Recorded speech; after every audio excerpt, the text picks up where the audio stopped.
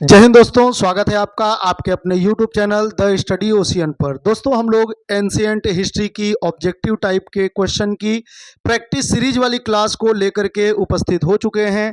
और दोस्तों आज की क्लास का हमारा जो पहला क्वेश्चन है वह है हड़प्पा सभ्यता में बनावली की क्या विशेषता थी। बनावली की विशेषता दोस्तों क्या थी? बनावली की विशेषता आपको बताना है। बनावली बनावली है कहाँ पे? तो बनावली है हरियाणा में। कहाँ पे है ये? हरियाणा में। एक हड़प्पा सभ्यता का स्थल है। किस नदी के किनारे स्थित है? तो ये रंगोई नदी के किनारे स्थित है। रंगोई नदी के किनारे स्थित है, ये भी आपको ध्यान रखना है। तो ये बनावली स्थल है, हड़प्पा सभ्यता का एक स्थल है। इसकी विशेषता क्या है? तो क्या यहाँ पे विशाल स्नानागार और धार्मिक केंद्र है। ये जुते हुए खेत का साक्ष्य मिला हुआ है। विशाल धान्य कोठार मिला हुआ है। धान्य कोठार मतलब जहाँ पे अनाज रखते हैं, जिसे अन्नागार बोलते हैं। या मिट्टी के हल के खिलौने मिले हुए हैं। तो दोस्तों जो बनावली है वहाँ से बनावली या बनवाली दोनों ही शब्द आता है, कहीं पे बनावली कहीं पे बनवाली। तो बनावली से हमें दोस्तों क्या मिला हुआ है? इसका सही आंसर क्या होगा? ऑप्शन नंबर डी, मिट्टी के हल के खिलौने मिले हुए हैं। तो ये ध्यान रखेंगे, बनावली से हमें क्या मिला हुआ है? मिट्टी के हल के खिलौने मिले हुए हैं। हल, स्पेशली हल के लिए ये जाना जाता है, ये आपको ध्यान रखना है। जो विशाल धान्य कोठार है ना, विशाल धान्य कोठार, ये दोस्तों हड़प्पा से मिला है। कहाँ से मिला है? हड़प्पा, हड़प्पा नामक स्थान से मिला है। जो जुते हुए खेत का साक्ष्य है, जुते हुए खेत का साक्ष्य, तो ये कालीबंगा से मिला है। जुते हुए खेत का साक्ष्य कहाँ से मिला है? कालीबंगा से मिला है। क्लियर है? जो विशाल स्नानागार और धार्मिक केंद्र है, विशाल स्नानागार और धार्मिक केंद्र दोस्तों ये मोहनजोदड़ो से मिला है। मोहनजोदड़ो से मिला है। क्लियर है? तो जो विशाल स्नानागार और धार्मिक केंद्र है मोहनजोदड़ो से, जो जुते हुए खेत का साक्ष्य है ये कालीबंगा से, जो विशाल धान्य कोठार है ये हड़प्पा से, और मिट्टी के हल के खिलौने दोस्तों यह बनावली से मिला हुआ है। ये भी आपको ध्यान रखना है। नेक्स्ट है, निम्नलिखित कथनों का अध्ययन करें और सही उत्तर को उत्तर के रूप में चुनें। तो दोस्तों यहाँ पे दो स्टेटमेंट दिया हुआ है। इस स्टेटमेंट को आपको पढ़ना है और सही आंसर करना है कि सही आंसर क्या होगा। इसको पहचानना है कि सही है या गलत है। पहला दिया हुआ है कि नालंदा विश्वविद्यालय की स्थापना सम्राट अशोक ने की थी। और दूसरा दिया हुआ है कि विश्वविद्यालय बौद्ध धर्म के अध्ययन के लिए प्रसिद्ध था। जो ये नालंदा विश्वविद्यालय था यह बौद्ध धर्म के अध्ययन के लिए ये प्रसिद्ध था। तो दोस्तों आप मुझे बताएं कि इसका सही आंसर क्या होगा। क्या स्टेटमेंट नंबर 1 यानी केवल एक सही है, या केवल 2 सही है, या दोनों ही सही है, या दोनों ही गलत है? तो दोस्तों आप विचार करें और आप समझ गए होंगे कि इसमें से जो सही आंसर है वो क्या है। देखिए पहले मैं दूसरा पढ़ता हूँ। यह विश्वविद्यालय बौद्ध धर्म के अध्ययन के लिए प्रसिद्ध था, ये बिल्कुल सही है। चीन का एक यात्री जो वेन सांग है, हर्षवर्धन के समय आया था, तो यहाँ पे अध्ययन भी किया था और अध्यापन भी किया था, मतलब पढ़ा भी था और पढ़ाया भी था यहाँ पे। क्लियर है? और उसने एक किताब लिखी थी सीयूकी। कौन सी किताब थी? वेन सांग की सीयूकी। इस सीयूकी किताब में वेन सांग ने जो नालंदा विश्वविद्यालय है इसकी बहुत सारी अच्छाई बातें बताई है ना, बहुत अच्छी अच्छी बातें बताई हैं और बहुत गुणगान किया इसका। वो इसमें पढ़ा भी था और वो इसमें पढ़ाया भी था, जो वेन सांग था। तो नालंदा विश्वविद्यालय की स्थापना सम्राट अशोक ने किया था? बिल्कुल नहीं। तो ये स्टेटमेंट गलत है ना। दूसरा सही है लेकिन पहला गलत है। तो सर सम्राट अशोक ने नहीं किया तो फिर किसने किया? तो गुप्त वंश के शासक कुमार गुप्त ने किया। गुप्त वंश का शासक जो कुमार गुप्त था, कुमार गुप्त ने इसकी स्थापना की थी, है ना, जो नालंदा विश्वविद्यालय। ये तो पहली बात है। लेकिन नालंदा विश्वविद्यालय को तोड़ा किसने? तो नालंदा विश्वविद्यालय को किसने तोड़ा? तो ये बख्तियार खिलजी ने तोड़ा था। नालंदा विश्वविद्यालय को बख्तियार खिलजी ने तोड़ा था। बख्तियार खिलजी ने 1204 में, कहीं कहीं 1205 देता है, बख्तियार खिलजी ने 1204-1205 में इस नालंदा विश्वविद्यालय को तोड़ा था। और जो नालंदा विश्वविद्यालय है दोस्तों, इसको 2016 में इसके जो अवशेष हैं इसको यूनेस्को की साइट घोषित किया गया था 2016 में। ये भी आप ध्यान रखेंगे। ठीक है? नेक्स्ट है, हड़प्पा सभ्यता में सुरकोटदा स्थल से क्या प्राप्त हुआ है? जो हड़प्पा सभ्यता है, हड़प्पा सभ्यता में जो सुरकोटदा है इस स्थल से क्या प्राप्त हुआ है? ये किस चीज़ के लिए जाना जाता है? तो क्या विशाल जलाशय प्रणाली थी यहाँ पे, चावल के साक्ष्य मिले हुए हैं यहाँ से, युग्म समाधियाँ मिली हुई हैं यहाँ से, या घोड़े की हड्डियों की खोज हुई है? तो दोस्तों जो सुरकोटदा है ये बहुत ही इंपॉर्टेंट है। तो ये सुरकोटदा है कहाँ पे? तो ये दोस्तों गुजरात में है। जो सुरकोटदा है वो कहाँ पे है? गुजरात में है। ये तो ध्यान रखेंगे आप। सुरकोटदा कहाँ पे है?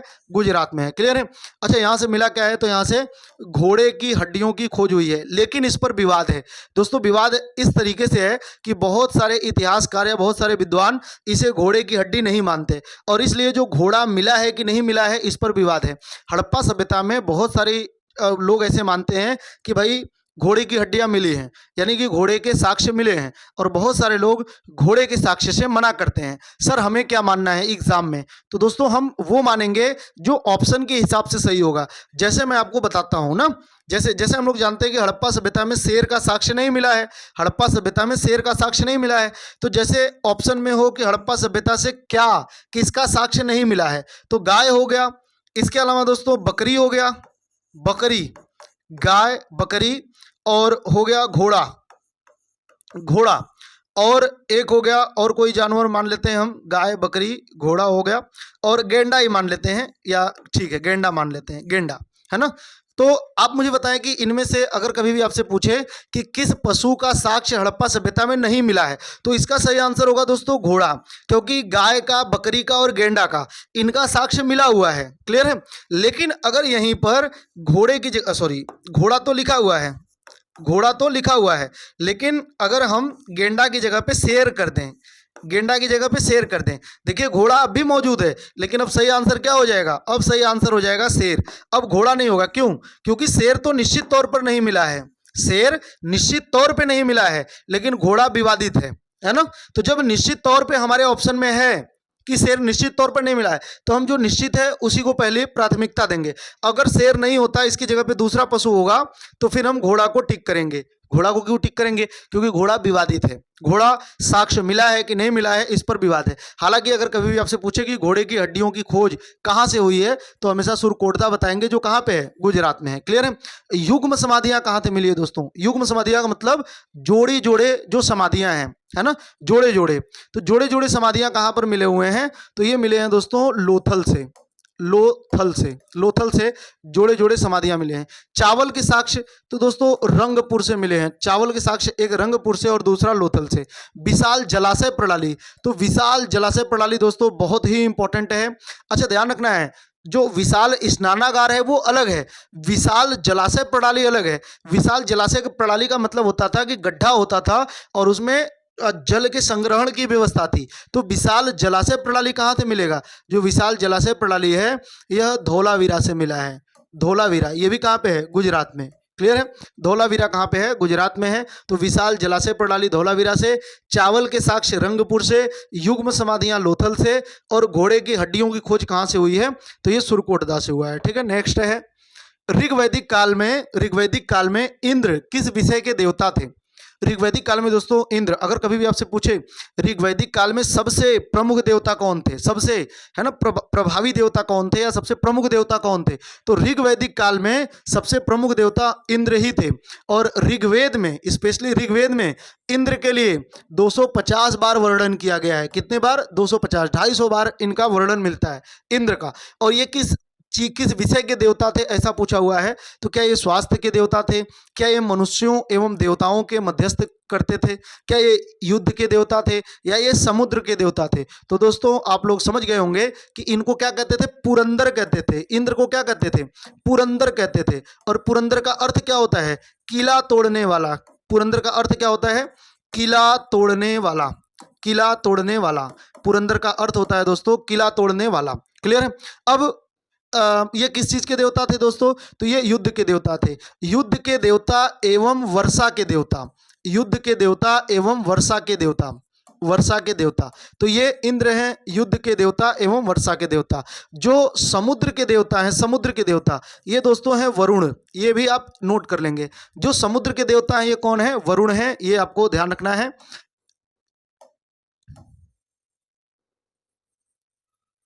क्लियर है। तो जो, अच्छा, मनुष्यों एवं देवताओं के मध्यस्थ, तो ये अग्नि देवता हैं। अग्नि देवता, अग्नि देवता दोस्तों मनुष्यों एवं देवताओं के मध्यस्थ ये भूमिका निभाते हैं, अग्नि देवता। जो स्वास्थ्य के देवता हैं ये हैं अश्विन। जो स्वास्थ्य के देवता हैं ये कौन है? अश्विन, या इन्हीं को कहते हैं नासत्य, नासत्य, है ना, नासत्य भी बोलते हैं इनको, या अश्विन भी बोलते हैं। ये स्वास्थ्य के देवता हैं। चलिए नेक्स्ट, निम्नलिखित कथनों में से कौन सा सही है? इसमें से आपको सही बताना है। दो स्टेटमेंट दिया हुआ है और उनमें से आपको पहचानना है कि कौन सा सही है। पहला है पाटलिपुत्र, पाटलिपुत्र मौर्य और गुप्त दोनों साम्राज्यों की राजधानी रहा है। जो पाटलिपुत्र है यह मौर्य की भी राजधानी थी और गुप्तों की भी राजधानी थी। तो मौर्यों की राजधानी और गुप्तों की राजधानी, दोनों की राजधानी पाटलिपुत्र। और दूसरा, गुप्त शासक जो समुद्रगुप्त है को भारत का नेपोलियन कहा गया है। तो इसमें आप मुझे बताएंगे कि इन दोनों स्टेटमेंट में से कौन सा सही है, कौन सा गलत है। केवल एक पहला वाला सही है, केवल दो केवल दूसरा वाला सही है, दोनों ही सही है या दोनों ही गलत है। आप बताएं दोस्तों कि इनमें से हमारा सही ऑप्शन क्या होगा। और हमारा जो सही ऑप्शन है दोस्तों यह है पाटलिपुत्र मौर्य और गुप्त दोनों साम्राज्यों की राजधानी रही थी। तो ये तो है सही। गुप्त शासक समुद्रगुप्त को भारत का नेपोलियन कहते हैं, तो ये भी है सही। और इस हिसाब से ये दोनों ही सही है।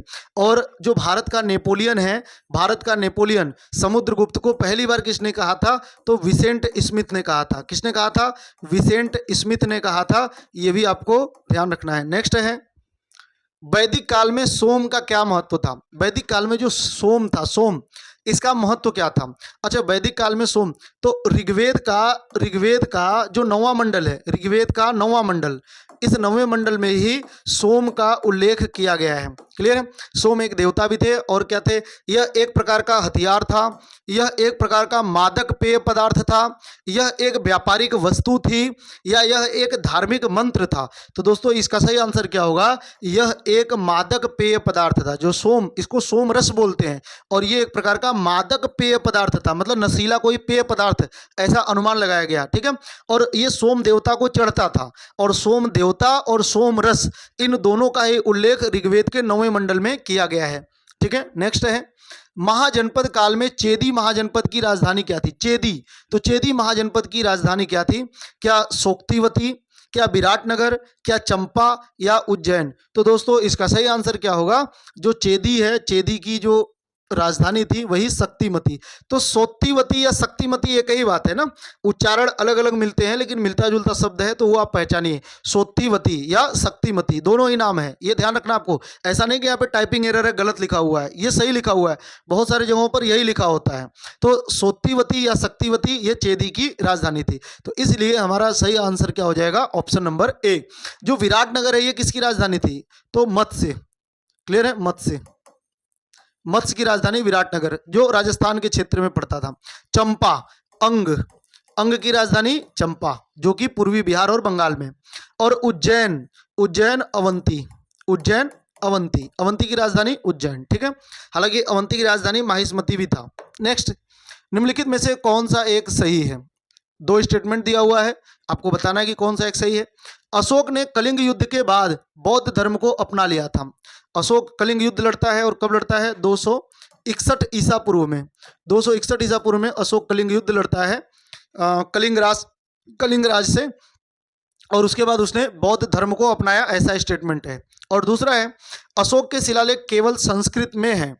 तो इनमें दो स्टेटमेंट दिया हुआ है और आपको बताना है कि इसमें से सही कौन सा है। तो केवल एक सही है, केवल दो सही है, दोनों ही सही है, या दोनों ही गलत है? तो दोस्तों इसका सही आंसर क्या होगा? इसका सही आंसर होगा, इसका सही आंसर होगा बौद्ध धर्म अपनाया। ठीक है, तो ये वाला तो है सही, है ना? अशोक ने कलिंग युद्ध के बाद बौद्ध धर्म को अपनाया, मान्यता यही है। दूसरा है, अशोक के शिलालेख केवल संस्कृत में है, तो ऐसा नहीं है। संस्कृत में तो है ही नहीं, सबसे ज्यादा मिले हैं ब्राह्मी में। सबसे ज्यादा किस में मिले हैं? ब्राह्मी में। लेकिन ब्राह्मी के अलावा भी तीन अन्य लिपियां भी हैं। जैसे एक है खरोष्ठी, खरोष्ठी, दूसरा है अरमाइक, अरमाइक, और तीसरा है यूनानी। तो ये तीन अन्य हैं, लेकिन मुख्य रूप से ब्राह्मी है। क्लियर है? तो इसलिए ये स्टेटमेंट हो जाएगा गलत। तो केवल एक सही है, ये ध्यान रखेंगे, यानी ऑप्शन नंबर ए हमारा सही होगा। नेक्स्ट है, महावीर स्वामी ने किस उम्र में कैवल्य यानी कि मोक्ष की प्राप्ति किया था? तो जो महावीर स्वामी थे दोस्तों, आपको पता होगा कि ये किस उम्र में मोक्ष यानी कि कैवल्य की प्राप्ति किए थे। तो जो महावीर स्वामी हैं, इन्होंने 30 वर्ष की आयु में अपने गृह त्याग किए थे। कितने वर्ष की आयु में? 30 वर्ष की आयु में इन्होंने क्या किया? गृह त्याग किया, गृह त्याग किया।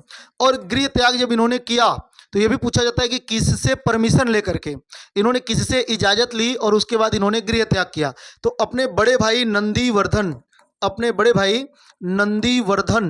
नंदीवर्धन से आज्ञा लेकर, नंदीवर्धन से आज्ञा लेकर। और नंदीवर्धन कौन थे? तो इनके बड़े भाई, ठीक है, बड़े भाई। और दोस्तों इनको 12 वर्ष लगा तपस्या करने में। कितने वर्ष लगा? 12 वर्ष इन्होंने तपस्या किया या ज्ञान की प्राप्ति के लिए भटके, ये जो भी है तपस्या, है ना। 12 वर्ष का समय लगा इनको। तो 30 वर्ष की उम्र में इन्होंने गृह त्याग किया और 12 वर्ष इन्हें तपस्या के लिए समय लगा। तो कुल मिलाकर के कितना हो गया? 12 ऐड कर देंगे तो हो जाएगा 42। और 42 वर्ष में ही इन्हें ज्ञान की प्राप्ति हुई थी। क्वेश्चन यही पूछा हुआ है कि किस उम्र में इन्हें कैवल्य यानी कि ज्ञान की प्राप्ति हुई थी। तो दोस्तों सही आंसर क्या होगा? 42। और ध्यान रखना, जो बुद्ध हैं, बुद्ध दोस्तों 29 वर्ष, इनसे 1 साल पहले, तो 29 वर्ष की आयु में बुद्ध ज्ञान की प्राप्ति करते हैं। और इनका आधा समय लगता है, मतलब बुद्ध को मात्र 6 वर्ष लगता है। और बुद्ध 35 वर्ष की आयु में ज्ञान प्राप्ति किए थे। बुद्ध 35 वर्ष की आयु में ज्ञान प्राप्ति किए थे और महावीर स्वामी 42 वर्ष की आयु में ज्ञान प्राप्ति किए थे। ये दोनों एक साथ याद करेंगे। बुद्ध 29 वर्ष की आयु में गृह त्याग किए थे, 6 वर्ष का समय लगा उनको, और 35 वर्ष की आयु में उन्हें ज्ञान की प्राप्ति हो गई थी। ठीक है, चलिए नेक्स्ट क्वेश्चन की ओर बढ़ते हैं। बौद्ध धर्म में विपश्यना ध्यान का क्या उद्देश्य है? विपश्यना एक प्रकार का ध्यान होता है, वो बौद्ध धर्म का एक ज्ञान है और वो आपको बताना है कि ये इसका उद्देश्य क्या है। तो युद्ध की रणनीति तैयार करना, आत्मनिरीक्षण और सत्य की खोज करना, धन और संपत्ति की प्राप्ति करना, धार्मिक अनुष्ठानों का पालन करना। तो दोस्तों इसका सही आंसर क्या है? और ये मोस्ट ऑफ मोस्ट इंपॉर्टेंट है, कई बार तो यही पूछता है विपश्यना ध्यान किस धर्म से संबंधित है। तो ऐसा लगता है कि ये हिंदू धर्म से संबंधित है, जबकि नहीं, ये बौद्ध धर्म से संबंधित है। और विपश्यना ध्यान में है क्या? तो इसमें आत्मनिरीक्षण, अपना खुद का मूल्यांकन करना होता है और सत्य की खोज करना होता है। तो ये ध्यान रखेंगे, आत्मनिरीक्षण और सत्य की खोज, विपश्यना। क्लियर है? नेक्स्ट है, गौतम बुद्ध के पुनर्जन्मों की कहानी किस ग्रंथ में वर्णित है? जो बुद्ध के पुनर्जन्म की कहानी है दोस्तों, ये किस किताब में वर्णित है? तो क्या जातक में है, क्या सुक्त पिटक में है, क्या विनय पिटक में है, या अभिधम्म पिटक में है? ठीक है दोस्तों, तो आप मुझे बताएं। अच्छा, ये चारों के चारों बौद्ध धर्म की ही किताबें हैं, ये भी मैं बताऊं, ये चारों के चारों बौद्ध धर्म की ही किताबें हैं। और इनको सम्मिलित रूप से, इन तीनों को, सुक्त पिटक, विनय पिटक, अभिधम्म पिटक, इन तीनों को सम्मिलित रूप से बौद्ध धर्म का पिटारा कहते हैं। बौद्ध धर्म का पिटारा या खजाना कहते हैं, सुक्त पिटक, विनय पिटक और अभिधम्म पिटक। ठीक है, पुनर्जन्मों की कहानी पूछा हुआ है आपसे, तो बुद्ध के पुनर्जन्मों की कहानी हमें जातक कथाओं में मिलता है। क्लियर है? अच्छा, जो सुक्त पिटक है इसका विषय क्या है? मतलब ये तो हो गया बुद्ध के पुनर्जन्मों की कहानी, लेकिन सुक्त पिटक में क्या है? तो कभी भी आपसे पूछे बुद्ध के उपदेश किस किताब में है, बुद्ध का जितना भी उपदेश है वो किस किताब में है? तो ये दोस्तों सुक्त पिटक में है। अच्छा, इसको किसने लिखा था? तो आनंद, जो बुद्ध के सबसे प्रिय शिष्य थे, नाम क्या था? आनंद, जो बुद्ध के सबसे प्रिय शिष्य थे। तो बुद्ध के सबसे प्रिय शिष्य थे आनंद, और इन्होंने दोस्तों बुद्ध के उपदेशों को संग्रहित किया था सुक्त पिटक में। अच्छा, विनय पिटक का विषय क्या है? विनय पिटक का, तो विनय पिटक का जो है वो है संघ का आचार नियम। सर ये क्या होता है? आचार नियम क्या होता है? तो भाई मेरे, जो संघ है, जो बौद्ध धर्म है उसमें जो संघ है, संघ क्या होता है? जैसे कह लीजिए कि हिंदू धर्म में जैसे आश्रम वगैरह होते हैं, यानी जहाँ पर वो लोग रहते हैं और अपना ज्ञान वगैरह, है ना, एक दूसरे से शेयर करते हैं, तो उसको, यानी कि उनका जो ग्रुप होता है उसको संघ बोलते हैं। तो जो बौद्ध धर्म में संघ है उसका क्या आचार नियम होगा, है ना, उसमें क्या नियम होंगे, किसको क्या करना है, क्या नहीं करना है, ये विनय पिटक में बताया गया है। अच्छा, इसको किसने लिखा है? तो इसको उपाली ने लिखा है। किसने लिखा है? उपाली ने लिखा है। ठीक है, और अभिधम्म पिटक, जो अभिधम्म पिटक है, अभिधम्म पिटक में क्या है दोस्तों? अभिधम्म पिटक में है बौद्ध धर्म के जो दर्शन हैं, बौद्ध धर्म के दर्शन। अब ये क्या होता है? जितनी भी बौद्ध धर्म में ज्ञान की बातें हैं, अच्छा तीनों ही अलग अलग हैं, इसमें केवल बुद्ध ने जो उपदेश दिया सुक्त पिटक में, संघ के आचार नियम ये विनय पिटक में, और अभिधम्म पिटक में बौद्ध धर्म के जो दर्शन है, जो ज्ञान की बातें हैं, इसको किसने लिखा है? तो इसको लिखा है दोस्तों मोगलीपुत्र तिस्स ने, मोगलीपुत्र तिस्स। और आप कमेंट करके बताएंगे कि ये जो मोगलीपुत्र तिस्स हैं, इन्होंने किस बौद्ध संगति की अध्यक्षता किया था? फिर से क्वेश्चन सुन लीजिए, बौद्ध धर्म में कुल 4 बौद्ध संगीतियां हुई हैं।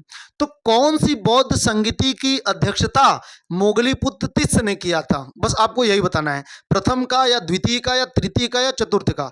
4 बौद्ध संगीतियां हुई हैं, तो किस बौद्ध संगीति का आयोजन मोगलीपुत्र तिस्स ने किया था, ये आपको बताना है। क्लियर है? ये आप नोट कर लेंगे, बहुत ही इंपॉर्टेंट है, ये आप एज इट इज इसको नोट कर लेंगे। क्लियर है? नेक्स्ट, मौर्य साम्राज्य में अशोक ने अपने शिलालेखों में खुद के लिए सामान्यतः किस नाम का उपयोग किया? तो दोस्तों, मौर्य साम्राज्य में जो अशोक है, अशोक ने अपने शिलालेखों में खुद के लिए, अपने लिए किस नाम का उपयोग किया है? क्या उसने राजा अशोक लिखा खुद के लिए, महान सम्राट लिखा, देवनाम पियदसी लिखा, द ग्रेट लिखा? तो दोस्तों, आप समझते होंगे कि इसका सही आंसर क्या होगा, देवनाम पियदसी लिखा है। अशोक के मैक्सिमम जो अभिलेख हैं उसमें उसका नाम देवनाम पियदसी मिलता है। नेक्स्ट है, निम्नलिखित में से कौन सा सही है? सही बताना है आपको। पहला है, चंद्रगुप्त मौर्य ने मगध साम्राज्य में मौर्य वंश की स्थापना की। फिर से मैं पढ़ रहा हूं, चंद्रगुप्त मौर्य ने मगध साम्राज्य में मौर्य वंश की स्थापना की, यानी मौर्य वंश की स्थापना चंद्रगुप्त मौर्य ने ही किया था, ये पहला स्टेटमेंट है। दूसरा है, उन्होंने यूनानी शासक सिकंदर को हराकर भारत से बाहर कर दिया था, है ना? तो ये 2 स्टेटमेंट हैं और आपको बताना है कि कौन सा सही है। केवल एक सही है, केवल 2 सही है, दोनों ही सही है, दोनों ही गलत है। तो दोस्तों, आप पढ़ें और विचार करें। चंद्रगुप्त मौर्य ने मगध साम्राज्य में मौर्य वंश की स्थापना की थी, ये तो है बिल्कुल सही। और दूसरा है, उन्होंने यूनानी शासक सिकंदर को हरा करके भारत से बाहर किया था, तो ये है गलत। तो ध्यान रखना है दोस्तों, जो सिकंदर था उसका और चंद्रगुप्त मौर्य का कोई भी वार नहीं हुआ है। क्लियर है? तो इसका सही आंसर क्या होगा, केवल और केवल एक, है ना? तो केवल पहला ही स्टेटमेंट सही है, बाकी ये दूसरा जो है ये गलत है। नेक्स्ट है, प्राचीन भारत में शुंग वंश से संबंधित अभिलेख कौन सा है? तो दोस्तों, शुंग वंश से संबंधित अभिलेख पूछा हुआ है आपसे। क्या एहोल अभिलेख है, क्या गिरनार अभिलेख है, क्या अयोध्या अभिलेख है, या भीतरी अभिलेख है? आपको बताना है कि कौन सा एक अभिलेख शुंग वंश से संबंधित है। और आप समझ गए होंगे दोस्तों, इसमें जो अयोध्या अभिलेख है यह शुंग वंश से संबंधित है। अयोध्या अभिलेख को ये धनदेव ने लिखवाया था, धनदेव ने। तो इसमें क्या शुंग वंश के बारे में क्या पता चलता है? इसमें 2 बातें पता चलती हैं, ध्यान देंगे और लिख लेंगे। जो अयोध्या अभिलेख है ये धनदेव का है, और इसमें पता क्या चलता है, इसमें यह पता चलता है कि जो पुष्यमित्र शुंग था, पुष्यमित्र शुंग, और ये शुंग वंश का संस्थापक था। तो पुष्यमित्र शुंग ने 2 अश्वमेध यज्ञ किए थे, 2 अश्वमेध यज्ञ किए। पुष्यमित्र शुंग ने 2 अश्वमेध यज्ञ किए, ये तो पहला हो गया। और दूसरी जानकारी मिलती है कि पुष्यमित्र शुंग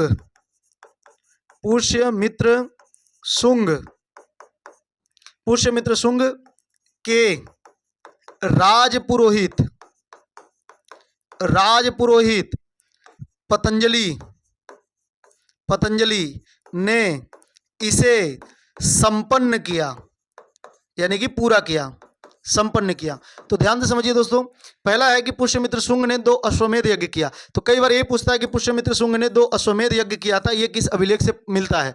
तो ये अयोध्या अभिलेख से मिलता है। ये किसने लिखवाया था? ये ध्यान रखना है, पुष्यमित्र शुंग ने नहीं लिखवाया, ये धनदेव ने लिखवाया है। और दूसरा है, पुष्यमित्र शुंग के राजपुरोहित कौन थे? तो पतंजलि थे। क्लियर है? पतंजलि थे, और महर्षि पतंजलि ने ही इस जो अश्वमेध यज्ञ है इसको पूरा किया था। तो इस अश्वमेध यज्ञ को किया किसने था? महर्षि पतंजलि ने ही किया था, यह भी आपको ध्यान रखना है। एहोल अभिलेख दोस्तों, एहोल अभिलेख ये पुलकेशिन द्वितीय का है। एहोल अभिलेख पुलकेशिन द्वितीय का है, जिसमें हर्षवर्धन के पराजित होने की बात बताई गई है। गिरनार अभिलेख ये पूर्णतः संस्कृत में है, गुजरात में है। यह रुद्रदामन का अभिलेख है, जो शक वंश का शासक था। भीतरी अभिलेख, तो भीतरी अभिलेख दोस्तों यह गाजीपुर में है। भीतरी अभिलेख उत्तर प्रदेश के गाजीपुर में है ये भीतरी अभिलेख, और ये स्कंदगुप्त का है। ठीक है? इसमें हुड़ों के आक्रमण के बारे में हमें जानकारी मिलती है। नेक्स्ट है, मौर्य काल में तक्षशिला किस लिए प्रसिद्ध था? मौर्य काल में दोस्तों जो तक्षशिला ये किस लिए प्रसिद्ध था? इसमें शिक्षा के लिए ये प्रसिद्ध था, सैन्य प्रशिक्षण के लिए ये प्रसिद्ध था, व्यापार के लिए ये तक्षशिला प्रसिद्ध था, या कला और संगीत के लिए ये तक्षशिला प्रसिद्ध था? तो दोस्तों, आपको पता होगा कि मौर्य वंश के समय जो चाणक्य थे, चाणक्य कहाँ के प्राचार्य थे, यानी कहाँ के एक शिक्षक थे, कहाँ के गुरु थे? तो वो तक्षशिला में ही अध्यापन करते थे, यानी कि पढ़ाते थे। तो ये ध्यान रखेंगे कि शिक्षा के लिए ये प्रसिद्ध था, और यहीं के जो तक्षशिला है यहीं के प्राचार्य कौन थे? चाणक्य थे। ठीक है, चलिए नेक्स्ट क्वेश्चन की ओर बढ़ते हैं। गुप्त काल में समुद्रगुप्त गुप्त काल में समुद्रगुप्त के सैन्य अभियानों का वर्णन किस अभिलेख में मिलता है? दोस्तों समुद्रगुप्त को कविराज कहते हैं। समुद्रगुप्त को क्या कहते हैं? कविराज कहते हैं। या समुद्रगुप्त को और किस नाम से जानते हैं? भारत का नेपोलियन, भारत का नेपोलियन, भारत का नेपोलियन और नेपोलियन। और ध्यान रखना है, भारत का नेपोलियन कहते हैं। और इसके मुद्राओं पर इसके जो सिक्के प्राप्त हुए हैं उस पर इसे वीणा बजाते हुए दिखाया गया है। इसलिए अगर कभी आपसे पूछे कि भारत में प्राचीन काल का वह शासक जो संगीत प्रेमी माना जाता है तो वो भी कौन होगा? समुद्रगुप्त। समुद्रगुप्त को संगीत प्रेमी माना जाता है। और कौन सा अभिलेख समुद्रगुप्त के सैन्य अभियानों के बारे में बताता है? तो क्या गिरनार अभिलेख है, क्या सोहगौरा अभिलेख है, क्या एरड़ अभिलेख है, या प्रयाग प्रशस्ति अभिलेख है? दोस्तों इसको मैं मिटाता हूं और इसमें मुझे बहुत सारी बातें बतानी है आपको। तो ध्यान रखना है कि ये जो समुद्रगुप्त का सैन्य अभियान है यह प्रयाग प्रशस्ति अभिलेख से हमें पता चलता है। और इसी अभिलेख को पढ़ करके विसेंट स्मिथ ने समुद्रगुप्त को भारत का नेपोलियन कहा था। इसी अभिलेख को पढ़ करके जो विसेंट स्मिथ था वह समुद्रगुप्त को भारत का नेपोलियन कहा था। अच्छा, ये जो प्रयाग प्रशस्ति है इसको लिखवाया किसने था? तो इसको दोस्तों किसने लिखवाया था? तो इसको हरिसेन ने लिखवाया था। किसने लिखवाया था? हरिसेन ने। सर ये हरिसेन कौन है? तो ये समुद्रगुप्त का दरबारी कवि। अगर कभी भी आपसे पूछे समुद्रगुप्त का दरबारी कौन था तो हरिसेन ही समुद्रगुप्त का दरबारी थे। और यही हरिसेन महोदय इस प्रयाग प्रशस्ति स्तंभ लेख में समुद्रगुप्त का बहुत गुणगान किए हैं। कई सारे इतिहासकार इसको अतिशयोक्ति मानते हैं, मतलब कि बहुत बढ़ा चढ़ा करके बातें बताई गई हैं। ऐसा बताया गया है इसको समुद्रगुप्त को विश्व विजेता बताया गया है और समुद्रगुप्त एक भी युद्ध नहीं हारा है, ये भी प्रयाग प्रशस्ति स्तंभ लेख में हरिसेन ने इसमें लिखवाया है। क्लियर है? जो एरड़ अभिलेख है दोस्तों, एरड़ अभिलेख, एरड़ अभिलेख तो यह किसका है? तो यह भानुगुप्त का है। किसका है? भानुगुप्त का है। गुप्त वंश का शासक था भानुगुप्त। तो इसमें क्या है? इसमें सती प्रथा का पहला उल्लेख मिलता है। सती प्रथा का पहला उल्लेख मिलता है। जो सोहगौरा है, सोहगौरा ये कहाँ पे है? तो ये गोरखपुर में है। अच्छा, एरड़ अभिलेख मध्य प्रदेश में है। जो सोहगौरा है ये कहाँ पे है? तो ये गोरखपुर में है, गोरखपुर में है। और इसमें है क्या? अच्छा, ये किसका है? तो ये चंद्रगुप्त मौर्य का है। चंद्रगुप्त मौर्य, चंद्रगुप्त मौर्य का है, ये ध्यान रखेंगे। इसमें है क्या?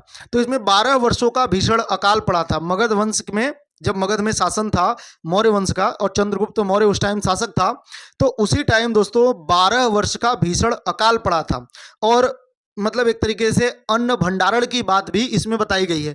जो सोहगौरा अभिलेख है इसमें अन्न भंडारण की बात बताई गई है, दान करने की बात, अन्न को दान करने की बात बताई गई है। और 12 वर्षों का भीषण अकाल पड़ा था, ये भी सोहगौरा अभिलेख में बताया गया था। और चंद्रगुप्त मौर्य का एक और अभिलेख है बांग्लादेश में, बोगरा अभिलेख है ना।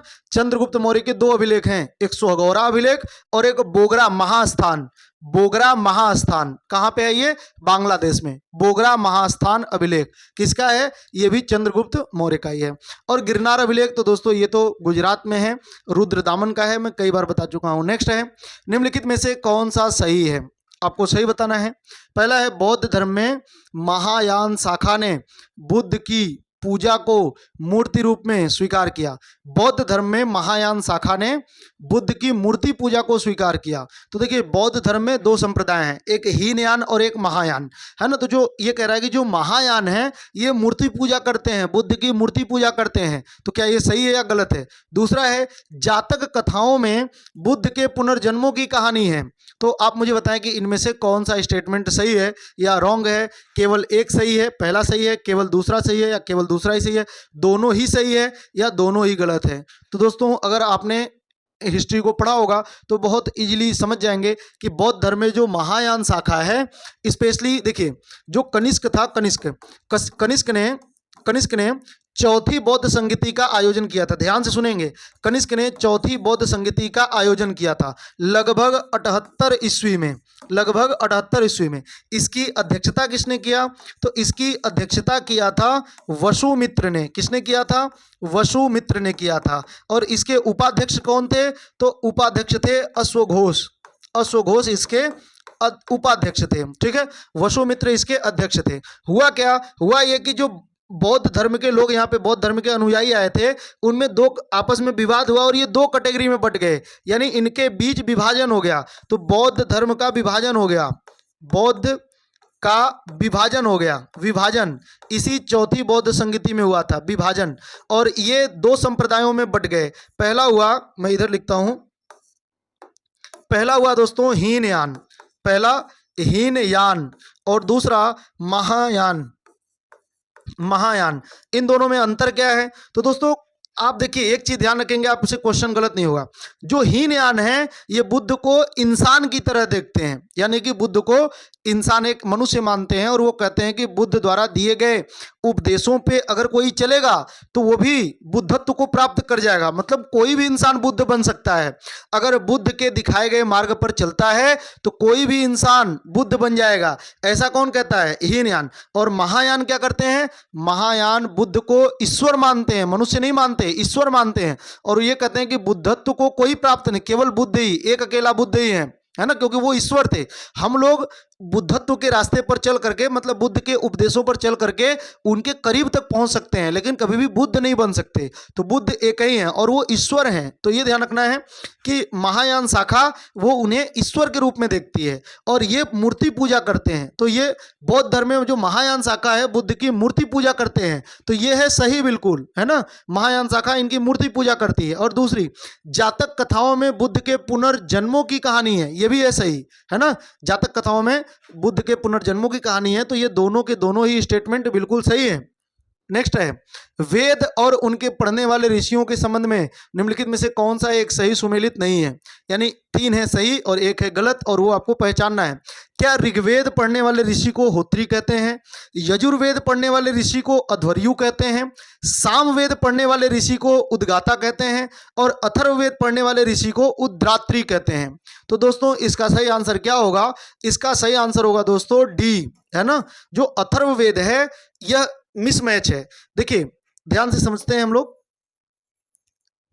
जो ऋग्वेद पढ़ते हैं या ज्ञान रखते हैं उनको तो होत्री कहते हैं, जो यजुर्वेद पढ़ते हैं और ज्ञान रखते हैं इनको तो अथर्वयु कहते हैं, जो सामवेद पढ़ते हैं उनको उद्गाता भी कहते हैं और उद्रात्री भी कहते हैं। दोनों ही एग्जाम में नाम आता है, उद्गाता भी और उद्रात्री भी, दोनों ही सामवेद पढ़ने वाले। और यहाँ पर ये जो अथर्ववेद है, अथर्ववेद पढ़ने वाले ऋषि को ब्रह्मा कहते हैं। क्या कहते हैं? ब्रह्मा। क्लियर है? अथर्ववेद पढ़ने वाले ऋषि को ब्रह्मा कहते हैं। तो ये आपको ध्यान रखना है। नेक्स्ट है, कालिदास के अभिज्ञान शाकुंतलम में किस प्रकार की कहानी का वर्णन है?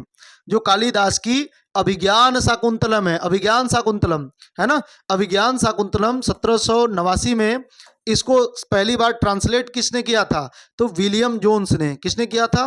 विलियम जोन्स ने इसको ट्रांसलेट किया था। ये पूछा जाता है। क्लियर है?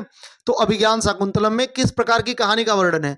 युद्ध और विजय की कहानी, व्यापार और वाणिज्य की कहानी, धार्मिक अनुष्ठानों की कहानी, दुष्यंत और शकुंतला के प्रेम की कहानी। और दोस्तों यही हमारा सही है, दुष्यंत और शकुंतला के प्रेम की कहानी इसमें अभिज्ञान शाकुंतलम। देखिए शाकुंतलम शब्द है तो ये ध्यान रखेंगे, अभिज्ञान शाकुंतलम है ना, दुष्यंत और शकुंतला की प्रेम कहानी है इसमें, ये भी ध्यान रखेंगे आप। नेक्स्ट है, हर्षवर्धन ने किस धर्म को संरक्षण दिया? हर्षवर्धन ने किस धर्म को संरक्षण दिया? केवल हिंदू धर्म को। जो हर्षवर्धन थे, है ना, हर्षवर्धन ये वर्धन वंश के थे, तो ये किस धर्म को प्रमोट किए थे? ये केवल हिंदू धर्म को आगे बढ़ाए, केवल बौद्ध धर्म को आगे बढ़ाए, केवल जैन धर्म को आगे बढ़ाए, या इन्होंने बौद्ध एवं हिंदू दोनों धर्म को आगे बढ़ाए? तो दोस्तों इसका सही आंसर क्या होगा? इन्होंने बौद्ध और हिंदू दोनों ही धर्मों को आगे बढ़ाया। इन्होंने धर्म सभा आयोजित किया था। जो हिंदू हैं, हिंदू, तो जो हिंदू हैं इनके लिए इन्होंने प्रयागराज में आयोजित करवाया था धर्म सभा। और जो बौद्ध थे, बौद्धों के लिए इन्होंने कन्नौज को केंद्र बनाया था, कन्नौज को केंद्र बनाया था धर्म महासभा आयोजित करने के लिए। तो इन्होंने, जो हर्षवर्धन है, ये दोनों ही बौद्ध धर्म को आगे बढ़ा था। अब एक फैक्ट जो मैं बताता हूँ ध्यान से समझिए, हर्षवर्धन पहले हिंदू धर्म को मानते हैं, लेकिन जब वेनसांग इनके पास आया था, वेनसांग चीनी यात्री वेनसांग, तो ये वेनसांग से प्रभावित होकर के बौद्ध धर्म को स्वीकार कर लिए। तो हर्षवर्धन वेनसांग से प्रभावित होकर के बौद्ध धर्म को स्वीकारते हैं, ये भी आपको ध्यान रखना है। नेक्स्ट है, निम्नलिखित में से कौन सा सही है? कौन सा सही है या से सही है? सिंधु घाटी सभ्यता में अन्नागार और स्नानागार जैसी संरचनाएं पाई गई हैं। और दूसरा स्टेटमेंट है कि सिंधु सभ्यता में लिपि ब्राह्मी लिपि पर आधारित थी।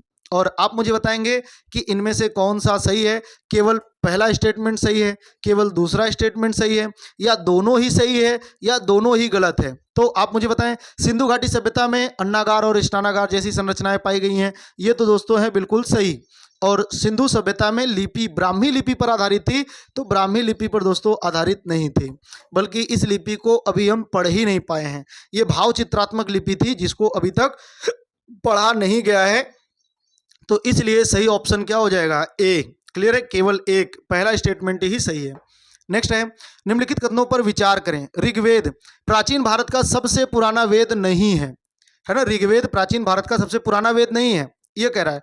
और दूसरा, अतरंजी खेड़ा नामक स्थान से वैदिक कालीन लोहे के हथियारों का जखीरा मिला हुआ है। जो दोस्तों अतरंजी खेड़ा है, अतरंजी खेड़ा यहाँ से लगभग 1000 ईसा पूर्व 1000 ईसा पूर्व के लोहे के जखीरा मिला हुआ है, तो ये स्टेटमेंट सही है, ये वाला स्टेटमेंट सही है। और अतरंजी खेड़ा उत्तर प्रदेश के एटा जिले में पड़ता है, उत्तर प्रदेश के एटा जिले में ही अतरंजी खेड़ा है, तो यहाँ से वैदिक काल के लोहे के हथियारों का जखीरा मिला है, ये बिल्कुल सही है। और ऋग्वेद प्राचीन भारत का सबसे पुराना वेद नहीं है, ये है गलत। ऋग्वेद ही सबसे प्राचीन वेद है ना, तो ये आपको ध्यान रखना है। तो यहाँ पे है केवल 2, है ना, पहला स्टेटमेंट है गलत। ऋग्वेद प्राचीन भारत का सबसे पुराना वेद नहीं है लिखा हुआ है, और वो सबसे पुराना वेद है, तो ये स्टेटमेंट गलत है। और दूसरा है सही, केवल 2 सही है। ठीक है, नेक्स्ट, निम्नलिखित में से कौन सा एक सही सुमेलित नहीं है, यानी कि अच्छा, एक तरफ दर्शन दिया हुआ है, एक तरफ उसके प्रतिपादक का नाम दिया हुआ है कि किसने इसको प्रतिपादित किया था, किसने इसको स्टार्ट किया था। तो आप मुझे बताएं कि एक तरफ है दर्शन, एक तरफ है इनके प्रतिपादक, और कौन सा एक मिसमैच है। सांख्य दर्शन महर्षि कपिल ने, वैशेषिक दर्शन महर्षि कणाद ने, पूर्व मीमांसा, मीमांसा गलत लिखा हुआ है, पूर्व मीमांसा महर्षि जैमिनी ने, न्याय दर्शन बादरायण, न्याय दर्शन को बादरायण। तो दोस्तों आप मुझे बताएं कि इनमें से कौन सा एक सही सुमेलित नहीं है। 3 सही है, 1 गलत है, और आप समझ गए होंगे कि इसमें से रॉन्ग कौन सा है, मिसमैच कौन सा है। तो दोस्तों ये जो डी है यही है गलत। जो न्याय दर्शन है इसको महर्षि गौतम ने इसका प्रतिपादक है, महर्षि गौतम ध्यान रखेंगे। ठीक है, महर्षि गौतम न्याय दर्शन के। और ये जो बादरायण है, बादरायण ये उत्तर मीमांसा के प्रतिपादक थे, उत्तर मीमांसा के प्रतिपादक थे। क्लियर है, जो बादरायण है। नेक्स्ट है, प्राचीन भारत में कात्यायन, जो कात्यायन एक राइटर थे, विद्वान थे, ने किस प्रसिद्ध ग्रंथ की रचना की। अच्छा, ये कात्यायन की रचना पूछा हुआ है, तो क्या इन्होंने मृच्छकटिकम लिखा था, क्या इन्होंने दायभाग लिखा था, क्या इन्होंने गार्गी संहिता लिखा हुआ था, या इन्होंने कामसूत्र लिखा हुआ है। तो जो दोस्तों कात्यायन है, इनकी प्रसिद्ध रचना क्या है, आप इसका आंसर करें। और इसका सही आंसर क्या होगा, गार्गी संहिता। दोस्तों जो मृच्छकटिकम है इसको शूद्रक ने लिखा है, मृच्छकटिकम को किसने लिखा है, शूद्रक ने लिखा है। जो ये दायभाग है इसको जीमूत वाहन ने लिखा है, किसने लिखा है, जीमूत वाहन ने लिखा है, जीमूत वाहन ने लिखा है। ठीक है, गार्गी संहिता को कात्यायन ने लिखा है। और कामसूत्र दोस्तों वात्स्यायन ने लिखा है, वात्स्यायन। ठीक है, नेक्स्ट, सम्राट अशोक ने बौद्ध धर्म के प्रचार के लिए किसे श्रीलंका भेजा था। तो किसे श्रीलंका उन्होंने भेजा था, क्या कुणाल को, क्या चाणक्य को, क्या महेंद्र को, या तिस्या को। और दोस्तों इसका जवाब करेंगे आप लोग कमेंट बॉक्स में। दोस्तों आप लोगों से एक अपील है, अपील ये है कि चैनल को अभी नया नया है ना, तो आप लोगों के सहयोग के बिना ये आगे नहीं बढ़ेगा। आपके जितने भी जानने वाले हैं, जितने भी, अगर आप संतुष्ट हैं तब, अगर नहीं संतुष्ट हैं, आपको ठीक नहीं लगता तो फिर आपकी मर्जी, लेकिन अगर आप संतुष्ट हैं तो आपकी एक नैतिक जिम्मेदारी भी है ना। मैं आपसे कुछ नहीं मांग रहा हूं, मैं आपसे कोई ऐसा नहीं है कि कुछ जाएगा आपका, केवल 2-4 सेकंड जाएगा, 2-4 मिनट जाएगा, ज़्यादा से ज़्यादा अगर जाएगा तो आप अपने जानने वाले फ्रेंड के पास इसको भेजें और सब्सक्राइब करने के लिए बोलें। और दोस्तों अगर आपको वीडियो अच्छा लगता है तो आप खुद इसको सब्सक्राइब करें, शेयर करें, चैनल को सब्सक्राइब करके वीडियो को शेयर करें, और दोस्तों लाइक भी करें, और जो भी आपसे पूछा जाता है कमेंट भी किया करिए, ताकि एक पॉजिटिव माहौल बने, है ना। केवल एक तरफा डिलीवरी होगी तो फिर मामला गड़बड़ हो जाएगा। मेरी ओर से लगातार डिलीवरी तो हो रही है, लेकिन आपकी ओर से कमेंट नहीं आ रहे हैं ना।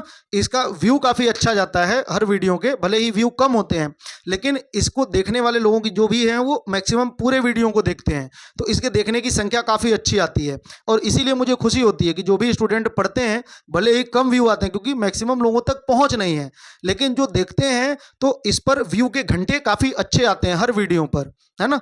तो कम ये तो है, तो कम से कम आप एक काम किया करिए कि अगर सच में आप देखते हैं, आपको अच्छा लगता है, तो जवाब भी किया करिए जो भी मैं क्वेश्चन पूछता हूं, ठीक है ना। आपकी ये अपनी नैतिक जिम्मेदारी है, बाकी आपके सहयोग के ऊपर ही यह जो चैनल है, यह इसकी जो ग्रोथ है आपके ऊपर निर्भर है दोस्तों। तो ठीक है, मिलते हैं हम लोग अगली क्लास में, तब तक के लिए नमस्कार। जय हिंद, जय भारत।